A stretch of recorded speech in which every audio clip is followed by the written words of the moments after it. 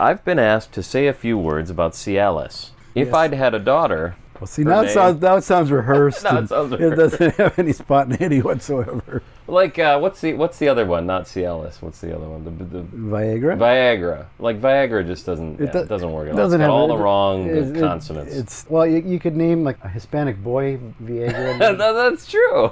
Jose Viagra, I think, was a designated hitter for the Twins in 87. Yeah, that sounds right. Sounds about right. Oh, boy. How do you do? We're about to unfold the story of the Son of Frankenstein. This one is probably just as bad as his father.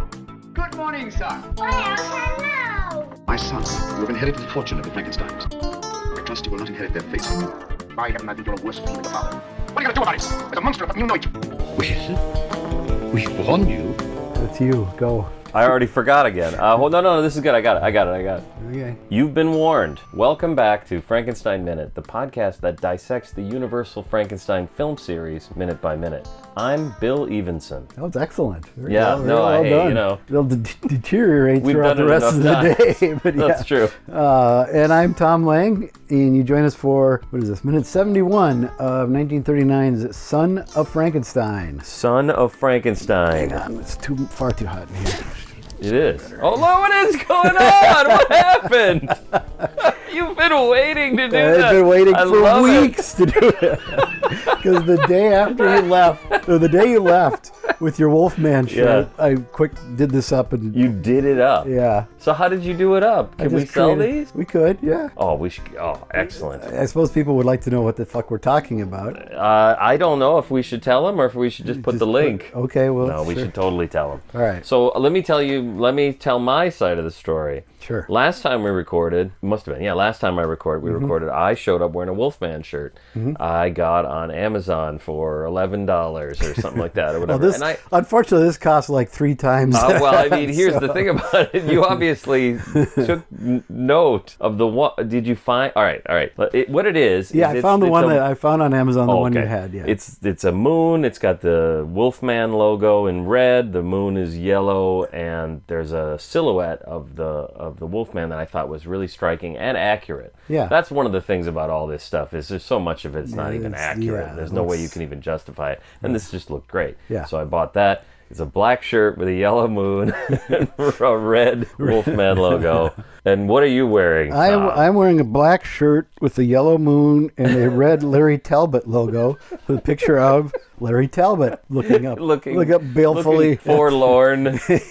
Mr. I Just Want to Die himself. Larry Talbot. That was on his... Larry I Just Want to Die Talbot. That's on his, on the crypt that he was entombed in at the beginning of...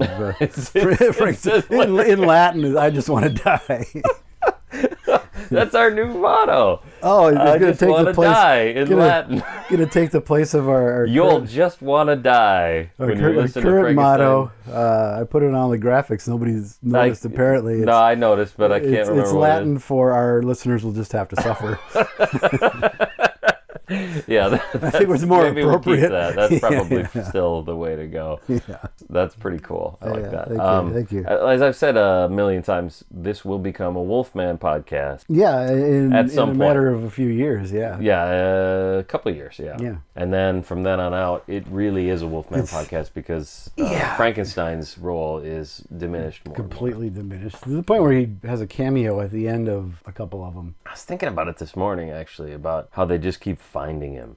Like Igor in the next one, Igor finds him in the sulfur pit. The sulfur pit. And then Larry Talbot finds him in the ice, and then later somebody else finds him in the ice. And then Dr. Edelman finds him in mud. Steps on him. Yeah, basically. Oh, what the fuck? Shit! Excuse me. Oh, sorry. I'm really sorry. Oh, is that Boris Karloff? Close enough. Close enough. Oh, Lord. Well, so we start minute 7. Are we done? We got 70. Anything else? No, I don't think so. Okay. It's a great shirt. We'll be selling them by the time this comes out. Okay. Actually, this comes out very Friday. soon. Yeah. I didn't make any notes on the dates. Well, we should. All right. Well, then here's 21st. what we'll have to do. It'll be the 21st. Okay. So this isn't our Halloween episode. No, then. not yet. Next one. Okay. We'll be close to Halloween. I don't know. Do we do something special for that? Have we? I don't think so. We were on Gilbert's podcast one year, and Dino's That's true. another. So we have done special things, but I don't think either of those things are going to happen this No, it year. doesn't seem like it. Doesn't seem like Gilbert wants us back. No, I don't think so. I'm kind of hurt by that. Yeah, it's kind of The fucked. I haven't heard anything from Gilbert in quite a while. Yeah, that's kind of hurtful. Fuck you, Gilbert. Yeah, right. What do I have to do? We go out of our way, spend our Saturday afternoon being on your fucking podcast, and then nothing. And then silence. Yeah. Haven't heard a word from him in months. Wolf has just asked Igor, where does that highway go to, or where does that cave lead to? Nice. And Well, it does seem deeper that way, doesn't it? If you think of it in those terms. Where does the cave lead to? is it sort of a metaphoric cave? Is that what, Well, now is that what you're getting at? Or Don't get filthy. We do put the little E on the... That's true. I've been clicking that. I think I missed it once because you have to Oh. do it every time. do you? When you Okay. upload it? Yeah. Oh, well, shit. Some kid somewhere is listening. Listen to that one, and that was the one where we were talking about. We didn't use the term cave. We just went all out. Yeah. Just cave. Now, fuck off. Just cave. Now, Is that true? Is it just cave? I believe at this point that Igor is in fact lying. Okay. Well, this would be something we'll have to. That's my money is. Tom's cave update. my- That sound of the dripping water No. in the stalactite. The No. stalactite. Then I got to find that fucking sound effect. No.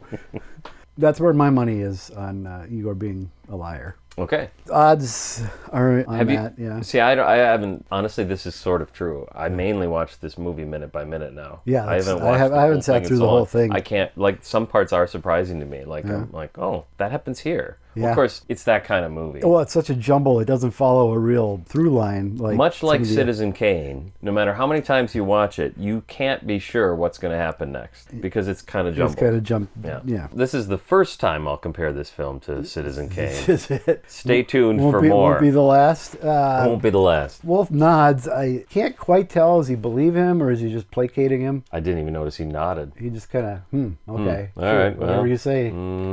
Then I'm sorry. I as a listener of the Frankenstein Minute podcast, all signs point to him believing Igor because that's all he's ever done. So yeah. Okay, just cave. Thanks. Yeah, just, all right, just got it. checking in, Igor. Got it. Thanks for the info. A wolf's cold, lifeless touch startles Frankenstein awake. It really. Thank you. I didn't even put it down, but yes, that is totally what happens. It scares the shit out of him. Yeah. Oh, hey, what the fuck are you doing?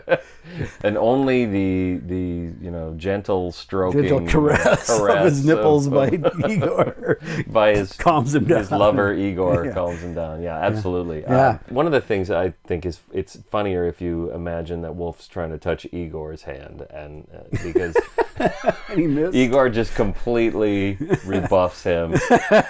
Well, We did there's been speculate there's been that electricity between the Kinda, two. It's sort of that moonlighting effect. Will they? Won't they? That's right. Yeah. That's what this movie is. Sam and Diane. Sam and Diane. Wolf and Sam Igor. and the other lady, whatever her name was. whatever her name was. Kirstie Alley. Wolf and Igor. Wolf and Igor. It's one of the classics. Star-crossed lovers. It becomes like a His Girl Friday thing. with just as snappy a dialogue Just as his snappy girlfriend. dialogue. I And can that see, lightning fast pace that Well, that I can His Girl see. Friday has. Yes, Wolf could probably hold his own in that rapid fire dialogue, but it's the Igor stuff that you're going to have to practice if we're really going to put this together. All right. Touch him again. Igor literally almost slaps his hand away. Yes. And shoves it away. Slams him and Yeah. and stares him down. He doesn't move. He's immovable. He's an immovable object. And Wolf is the opposite. Nowhere near an irresistible force. So. Wolf's resistible force is no match No match for for Igor's unmovable, whatever the fuck he's doing. Yeah, Yep. touch him again. It's well, yeah, that was earlier, but that's I just am saying it, I guess, mainly But it's because I basically wrote it down, what's- but this is the actual embodiment of it. of touching Yeah. again. Yeah. Like, you touched him again. That's what he What should the fuck say, did I actually. just say? Didn't I fucking tell you? How many times must this I is why fucking tell you? we're losing Patreons. Is these terrible Igor impressions that we're doing. You should be required to leave a note When you leave Patreon. Why? Too much Igor. So if you are a Patreon subscriber and are leaving, let us know why. Yes, thank you. Just don't leave, though. You know, the thing is, it's hard to leave somebody on Patreon. I have people that I'm a Patreon of that I haven't listened to their podcast in years. I just you forget can't about imagine dropping it. Yeah, Like what is it? $2? You know? Yeah, it's $2, you fuckers. Yeah, cheap assholes. You fucking asshole. Our listeners are the worst. It reminds me of that Latin phrase. No. And Wolf's reaction? You just sort of... Yeah, don't do it. It's audio. He just sort of like looks around. You're doing like a C-3PO. Yeah, well, that's kind of what he does, though. He just sort of like, and Igor... I just thought of something I have to do. Igor is like a statue staring him down. Totally. Yeah, again, it can't be said enough times because we've only got a few more months left on this movie. Lugosi's best role, without question. Oh, absolutely. He's fantastic, and when he stares down Wolf, I'd fucking leave. Yeah, like... yeah, I'm sorry, man. Yeah, That's okay. cool. Hey, we're cool. My That's bad. cool. It's all right. My bad. My bad. I'm trying to picture. My bad. Well, yeah, there you go. Yeah, he just walks away. Like a fucking pussy. But our old friend Lap Dissolve shows up again. Our old friend Lap Dissolve. There's a lot of them. Good old Lap Dissolve. There's a lot of them in this film. The camera pans with Krog as he crosses to a dour group standing around Neumuller's corpse. Yeah. And Neumuller is covered in the same comfy quilt that Frankenstein was earlier on. Oh, okay. It looks like the same. I doubt it is. But I'd buy it. Why not? It was there. It was on set. I guess maybe it is possible. I didn't look that closely, but I didn't put any of this on my notes, but it does seem odd. Okay, so Frankenstein was in rough shape. He was being cared for surreptitiously by Igor, and you could sort of see a situation where Igor might be lucky to get a hold of a quilt, just a quilt, which is just such an odd thing. A patchwork quilt. If people haven't seen the film, and it's apropos because it is covering a patchwork quilt of a man. Oh, I love it. See how poetic that is. And that's just the kind of thing you'd expect from Igor. Yes. He probably had a really nice quilt. And he said, "You know what? No, this is not metaphorical enough. I need a patchwork quilt." And he sewed on some other. Took some old concert T-shirts. But in this case, it's you can see like the Nirvana logo. I've got a whole box full of old concert T-shirts. Is that right? I don't wear because I don't want to wreck them. Okay. And so Don is going to make a quilt out of them for me. I think that's very sweet. I think that's very nice. Yeah. Okay. I was going to say, makes sense in that context, but in this context, I'm trying. There's a lot going on here. There's a lot to process in minute 71. It appears to be an official inquest. Inquest, yeah, absolutely. That was the word I wrote it down. Okay, with a patchwork quilt and a bunch of guys from the neighborhood. Well, no, it's all the council members. If you look carefully, it's all the Seifertitz. Lang is there. Seifertitz is in the background. I didn't notice Seifertitz. You can see he's in the background, kind of screen right. Okay. He's hard to see, but he is there. Yeah, and Lawrence Grant, the host of the 37 Oscars, was there.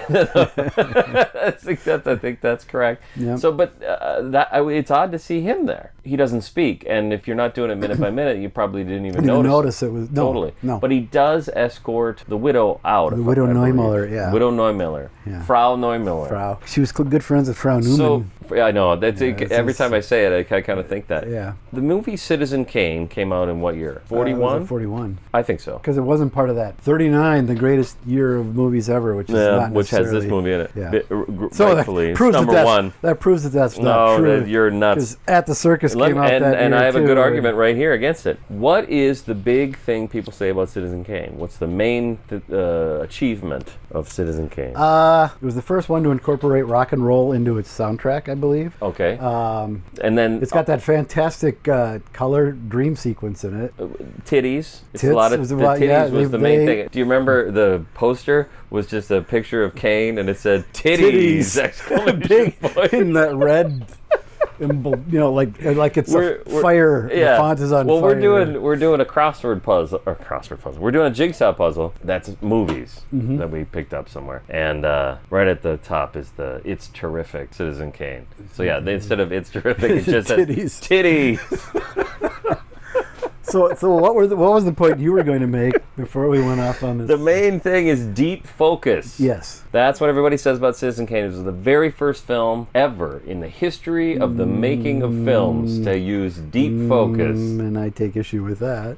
I just watched a film last night that uses a lot of deep focus. Here's my question, and I'm not smart, so you'll take that into account. I hope not hurt my feelings. Son of Frankenstein. Yeah. Almost everything in this entire movie is in focus, and this shot in particular because it's master shot theater. Yeah. There's very few inserts and close-ups. Well, you say that. Okay, so hold on a second. Master shot theater. That sounds derogatory. A little bit. So you don't like that? I think there's too many instances where this scene being one of them, where it plays out in the wide master shot. Yeah. And a little cutting in would have helped the pace a little bit. Because like this, everybody shuffles out, and I mean shuffles. Okay, well, that's a good They point. take their fucking time, and then it finally cuts into Krogan and Dr. Berger. But there's so many instances in this film of the wide shot playing out very leisurely. So in Rocky, when Mick comes to visit Rocky at his home to try and be his Never seen it. No, I'm kidding. Go ahead.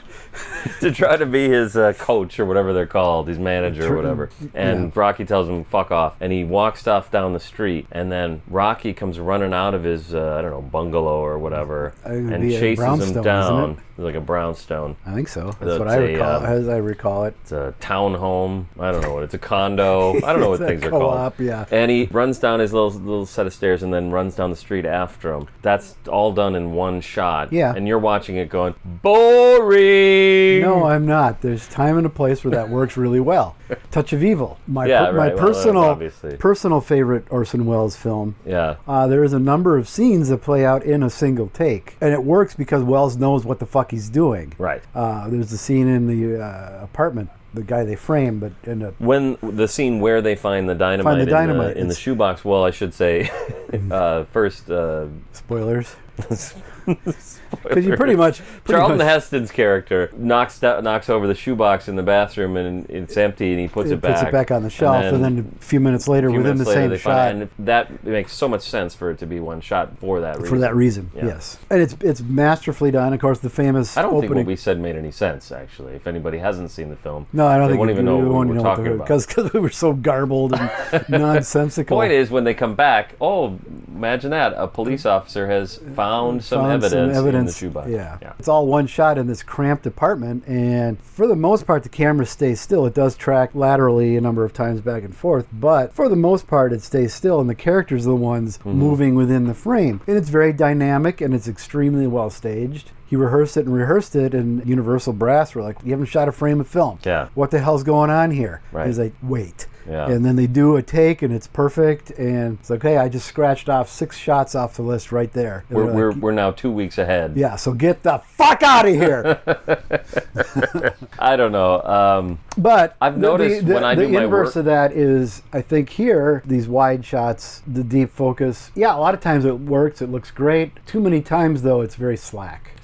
It just plays out very... But it isn't the deep focus, it isn't the way it looks. All of that is good. It's just the pacing is... It needed to cut. Right. It's not Touch of Evil or Citizen Kane. It needed to cut. I have one movie poster up in my house, and it's Touch of Evil. So you're touching the nerve, No, that is one of my top 5 favorite films. It's certainly my favorite Orson Welles film. If you haven't seen Touch of Evil, or if you have seen Touch of Evil, watch it again. Watch it again. One of the great things about that box set, and they keep putting out new box sets, so I mean, whatever one I have now. I don't know how many times I've bought the thing, You get the... Well, you get the 3 edits, right? The 3 edits. You get the original theatrical release that's so upset Orson Welles. And it's actually not bad, because that was the first version I ever saw. Oh, yeah. And I thought it was great then. I mean, we could do Touch of Evil a minute, but the opening shot where Welles wanted to have the sounds as you go ambient through... sounds. The ambient sounds, perfect. He he was so distressed to have this boisterous Henry Mancini theme over the top of his shot, and it's like, that's kind of great too. I think it's great. Yeah, I like it that way too. Yeah, I do too. So, and he didn't want the credits there, and that's I get that. And that I understand because it is a little that, distracting. actually, yeah. So there's that edit. Then there's the one that's sort of a hybrid. Well, that one, it's not the hybrid. It's a cut of the film that they then use to make the hybrid cut. Well, no, I'm talking about the middle one. Okay. Because the hybrid is the middle one, and then the one that Walter Murch did in 98. 98 is what I would call the definitive cut now. Interesting. Because Wells wrote a 59-page memo, and I read it. Yeah. It's on the Blu-ray, and they followed it as closely as they could with the materials they had. And so the way I see it is that middle one that you're calling the hybrid. This is gonna be the long. Just wait, because we're introducing 2 more actors here too, so we got a ways to go. All right, you know what?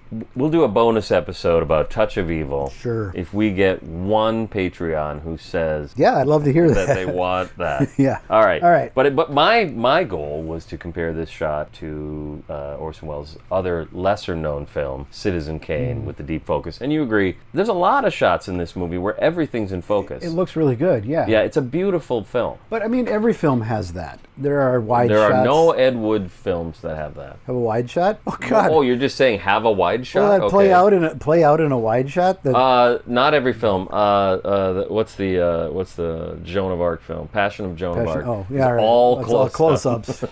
It probably does have a couple. I'm sure of it does. It's been a long time since I've seen it. Yeah. I'm sure it does. Okay. But I mean, it's a staple of filmmaking, and it goes back, the silent era. I'm not saying that. I'm saying the deep focus, the care that went in, that goes in. You know what else you see is the ceiling in this shot. So that was supposed to be the first time that ever happened either. That's was not on true. Citizen Kane. That's not true at all. Yeah, I could find 100 films prior to Citizen Kane that have ceilings in them, and none of them. Had one of them Chaplin being Frankenstein. Well, that's true. And Bride, for that matter. Okay. So none of that's true.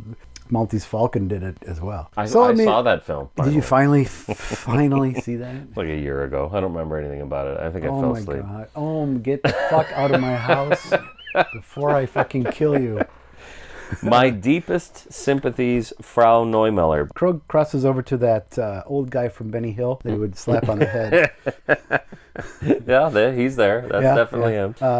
He pushes past everyone and goes. He doesn't go to him. He goes directly to the most important thing. He does the decent thing. Yes, he's a good man. He's a good man. I think. I think we're supposed to think he's a good man. He doesn't have anything to say until he talks to Frau Neumuller to let her know that she has his deepest. Well, one thing about the quilt I was going to mention earlier is I find it odd that usually when there's a corpse, you cover their head, and he's laying there like he's taking a nap with his head. And I think it's only so that we know who it is. It's just sort of a dramatic license to identify that, that's Neumuller. I think you're absolutely right, and it's kind of dumb. Yeah, we don't need that. Because he could have said, "My condolences, Frau Neumuller." Like, oh, that's Neumuller's body laying there. That might Got be it. Neumuller. Got it. Unless she's seeing Lang, and that's Lang. Lang is right behind there. That's the other tip-off. Yeah. I will say this. Who directed this movie? Roland V. Lee has been known to give an actor additional appearances, additional screen time to help boost their paycheck. And Michael Mark has to have gotten paid for this shot. Oh, absolutely. He had to show up. Oh, sure he did. Yeah. Maybe it's that. Do we want to know who Frau Neumuller is? Oh, my goodness. I don't have that at all. We're introducing a new character 71 minutes in. All right. Frau Neumuller. Two new characters in this minute, actually. All right. Let's do it. That was Caroline Frances Cook. Oh, wow. Yeah, right? I don't know what's going on. No. Born December 29th, 1875 in Illinois. Died July 8th, 1962 in Los Angeles, California at the age of 86. What? What's funny now? Was it at that home that we're... No, that's not in Los Angeles. That's right. It was a different city. Yeah. Okay. 50 credits from 1913 to 1944. So no idea what she did from 44 to 62. Yeah. I don't know what happens. I suppose became a wife and mother, probably. But she looks old in this. Yeah. Well, she was born in 75. Yeah. This is 39. Yeah, that's kind of a ways up. She's in her late 50s. Late 50s. Yeah. So not any older than I am. She looks looks great. She looks fantastic. She's hot. She's a hottie. Smoking. Michael Mark. That was what I was. What I'm still waiting for you is to reveal that Michael Mark and Francis Cook with Caroline Francis Cook. You know, had a thing affair. going. Had an affair. Yeah. Torrid. Let's hope it was torrid. Let's hope so. For her sake. Yes. Among her credits, The Bells from 1926 with Boris Karloff. Oh wow, that's cool. Yeah. Tower of London, made directly after this, where she played Woman. Woman. Mm-hmm. Not to be confused with Woman from the beginning of Bride of Frankenstein. Because there wasn't that woman, and then it was Hans's wife or something. Oh, that's right. Hans's wife or is woman. Also credited as woman on some of them. A few other credits: House of Seven Gables, The Wolf Man. No kidding. Yep, played a woman. She played woman. Yeah. Mystery of Marie Roget, Sherlock Holmes in Washington, and The Mummy's Ghost. So she was a Universal. She was, gal. I'm assuming she was under contract just as a. If you read the book Universal Horrors, her name just pops up. Well, it might as well just be called the Caroline Francis Cook book. Yes, it's a cookbook. It's a cookbook. So then, like we said, Lawrence Grant shuffles her off. Yeah, is it before she's shuffled off? Oh wait, yeah, no, there's a great bit. I forgot. It's almost a James Whale kind of humor here. This is fantastic. I can't express to you how happy I am because and I don't know if it's on this is the film that we don't not. agree on all the time. Not even already in this episode. Right. So this is a great compliment to compare Absolutely this film to James Whale. Sure. And we've done it in the past, and I think this is a great example of it. This is Yeah. absolutely a James Whale, at least his style of comedy. Yeah, sort of that dark kind of. And it is subtle. okay. So what we're saying What happens is Krog asks, "How did it happen?" Dr. Berger believes that he fell asleep on his cart, fell off, the cart rolled over him, broke both legs, and crushed his chest. And to demonstrate, he lifts up the quilt and gives everybody a good eyeful. Yeah. Including the widow Neumuller, who breaks down completely. And then Krog, again, being the good man that he is, pushes Berger's hands out like, okay, that's enough. We get it. It is a laugh line. It is. The audience does laugh, and they're supposed to laugh. Yeah. It's perfect. It's James Whale. Very, very Whale-esque. Yeah. One of the few Whale-esque things. I think that for me, that's one of the things missing is sort of that dark sense of humor. Mm-hmm. For me, the jokes that appear are very blunt. Well, whose arm is it then? That kind of shit. We've already weighed in on that one. Beat that one to death. I've said this before. Roland V. Lee was asked to make a Frankenstein film, and he looked at the previous ones, and I have no idea if he felt this way, but it just appears to me that he did take that James Whale spirit on board. It is Roland V. Lee's attempt to make a James Whale film on some level. There's just not the level of sophistication. It's not as good. Yeah. I'm here to champion this film, but he fails if he's trying to make a James Whale film. But if you look at it as Roland V. Lee's version of a James Whale film, it's amazing. It's charming. I think this is a great example of it. I think you laugh when this happens. Oh, absolutely. There's a few, bone stuck in throat. There's a few genuinely funny things in it, but like I said, it doesn't have that level of sophistication or script. Doesn't have a script. That's a big thing. They do that for movies. Big problem is it doesn't have John Balderston, who generally was the dialogue polisher on a lot of these, and I think him taking a whack at it would have really helped. But of course, you could have to be on the fucking set every day to do that because they're writing it as they go along. They're writing it every day. Which is just not a way to make a film. Okay. Dr. Berger was played by none other than Clarence Wilson. Clarence Wilson? Yeah, you know Clarence. I mean, come on.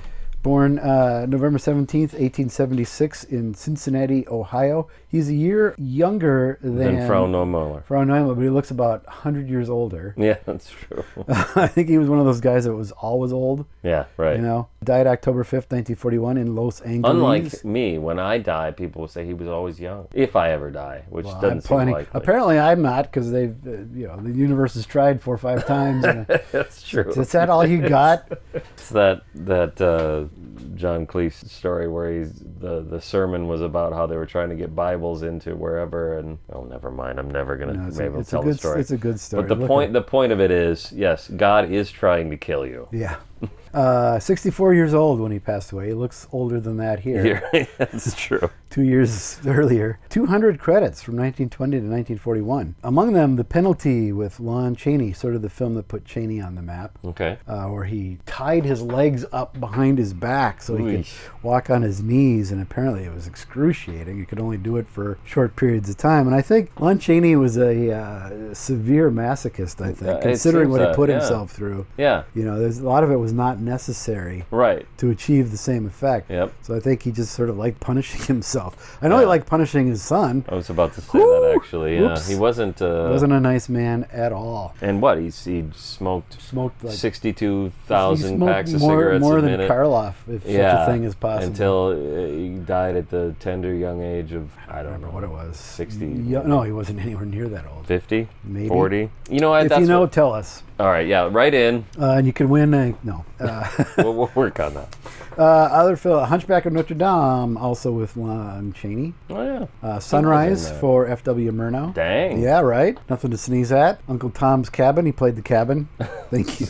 It's never going to get old. The Front Page, film I happen to like because I liked that play, which became His Girl Friday. Yeah, I was going to say, we haven't talked about that in 10 minutes. Yeah, right. The Phantom of Crestwood. It's a nifty little thriller from Warner Brothers that has a really cool flashback technique. Check it out. Okay. What's it called again? The Phantom of Crestwood. What year? Early 30s. Okay. It was unique in that it started as a radio serial, and then to find the conclusion, you had to go see the film. Really? Yeah, but then they give all the backstory throughout the film with these flashbacks, and it's a really, almost, the first time I saw it, I was like, whoa, wait a minute, did I really see that? It's a really cool technique they use to go into these flashbacks. Okay. Tilly and Gus with double I love that you're choosing not to spoil a film that was released 90 years ago. I'm not kidding. That's my take. Please don't spoil Yeah, anything. no, absolutely not. Tilly and Gus with W.C. Fields. Son of Kong, also with W.C. Fields. That doesn't ring right. Was he the son of Kong? Did they? Fields, yeah, he was in the costume. Was in the costume. Yeah, Everybody yeah. knows that was a costume. Hollywood Party with Laurel and Hardy. The Old-Fashioned Way, also with W.C. Fields, who must have liked him. Count of Monte Cristo, or Crisco, as I heard somebody refer to it once. Really? On television. That's awesome. Count of Monte Cristo, yeah. I'm sure I called it that when I was a kid. When you're an adult and presenting And something on on TV. television, you really should know better. You know, as someone has no experience presenting anything on television, I'm just going to have to defer to you on this. Okay. The Lemon Drop Kid with Bob Hope. Kentucky Colonels with Wheeler and Woolsey, a long-forgotten comedy duo. Wheeler and Woolsey, remind me. I have no idea. Is there any... Odds are you probably have never seen them. Okay. Ruggles of Red Gap, something called Mad Love. Oh. He's in that, one of the creditors, hounding Colin Clive. Okay. A Star is Born from just a few years ago. With Lady Gaga. Lady Gaga, yeah. Also with Janet Gaynor and Frederick March, I believe. Yeah, or it's whatever a it is, weird yeah. movie. Some Like It Hot, not with Marilyn Monroe, Tony Curtis, and Jack shoot. Lemmon. This is with Bob Hope. Oh, okay. And it's not bad. It's nowhere near the Heights of Billy Wilder, Right. But few things are. Yeah. So there we go. That's whatever the hell his name was. Oh, shit. Yeah, that's Clarence Wilson. Dr. Berger. Dr. Berger. The coroner. Yeah. So he fell off his wagon, and He's off the wagon. That's what happens. That's what happens when you go off the wagon. Your heart bursts. He fell off his wagon, and the wagon crushed his legs and chest. Yeah. So having seen what actually happened, he would have had to have fallen exactly right. Oh, yeah. I mean, the odds of that lining up like that are almost nil. You'd think that would be, I mean, I'm sure it's not unheard of to get run over by your own wagon. It's happened to me. I don't know how many times. That's why they call it falling off the wagon. Yeah. Because the odds of getting run over are so. I wonder why that is. If you're on the wagon or off the wagon. Yeah, I've never really understood which one's which. Nope. And why. And it's a Seinfeld thing too. They talk about it. They don't know either. Oh, is that right? Okay. Either on or off. So, this is some autopsy or whatever, inquest. Inquest, I would say. You got the spouse sheriff's there. Yeah, you got the every burgomaster, jackass in the every neighborhood. dickhead stop from by. the council is there. Like, you could watch this 12 times and just watch each character each time. Like, Well, there's a guy on the right. I kind of did. Yeah, there's a guy on the right that really seems like maybe I don't know if he's going to laugh or something. Is it the big heavyset guy with the mustache? No, I don't even mean that guy. Oh. I mean the guy maybe more on the right. But he reaches out when they lift up the... Oh, yeah, that guy. That guy. The other guy, Yeah. the reaching out guy. Yeah, you know what I'm that fucking guy. talking Yeah, about. yeah, that That's guy. our next T-shirt. The reaching out out guy. guy. And it's just a picture of him reaching out. With have all the all rest kinds of all the t-shirts. rest of the Just in time for the holidays. That's right. All the rest of the shot is photoshopped out as just him. So you have no frame of reference whatsoever. No text, just he a picture. No text. I thought it would say the reaching out guy. No, it's got to be completely baffling. Maybe on the back it says Oh yeah, the there you go. reaching There out we guy. go. Yeah. Krog dismisses everyone so he and Berger can fill out the death certificate. And like I so- said, everyone takes their own sweet time shuffling out a shot. Well, you've got the burgomasters there. Yeah. The ex-burgomaster, Lang, Lang is there. It seems like Neumuller, he was an esteemed member of the council. He's been on the council Since 1931. well, he's been on the council as long as anybody that's still alive. Yeah, it's he true. And Lang He and Lang are the oldest. are the old school. Well, that's odd because like Cyphertits has got to be 100 years older than any true. of them. Well, he's one of those He's a late bloomer. Late bloomer. Los Cyphertits is a late bloomer. And that old guy that was like sitting by the stove in the council chambers, his back is to the camera, so all you see is his head. He's there. I mean, everybody, the whole council is there. You know, I got to be honest. Cyphertits and that guy could have been on the council for 100 years. I guess what we know about Neumuller and Lang is they were on the jury. Would that be a jury? I suppose. It is a jury. We talked a little bit about it. I suppose. It's just the difference is whether the jury is made up of ordinary citizens. I or would say it's professional jurors. like a grand jury would be here. Okay. Is Well, what that's that also was. just regular people, at least in the U.S. But it's different than a regular jury. I agree. To some degree. Yeah, I just mean this guy. We talked about it that there was such a thing as a professional juror, Right. Basically. Yeah. And I once again amazingly intrigued by the scenario of 1939 Germany, but I think there was something about the jurors and that system that no, that's right. It was the same all through World War II. Yeah. Just these sort of professional jurors, and you could easily see how corruption. Presumably Hitler was Absolutely. like, "Hey, Himmler is on the jury," you know, that kind of thing. Yeah. Oh, Ava's on the jury. Yeah, she's the foreman.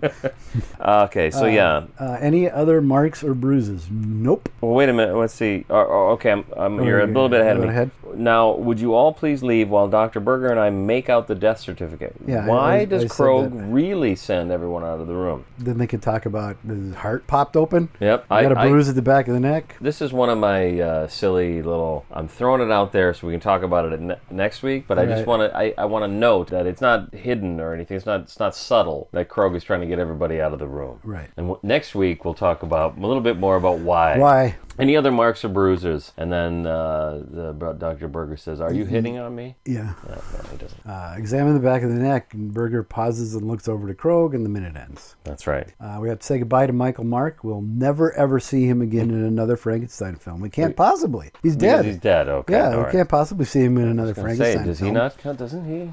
No. Okay. No, he's Yep, got it. no, He can't. I mean, he's been He dead. can. He's Did twice. he get killed in?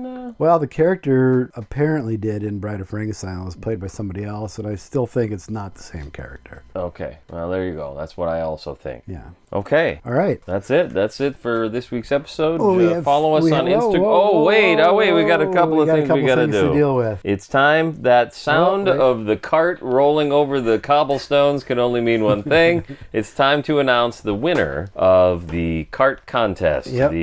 What's on Neumuller's cart? Neumuller's cart. You know what would be great is you would think at this point I'd be ready. But no, I'm just completely... why should we? We've got 4 years of tradition. Why should we change it now?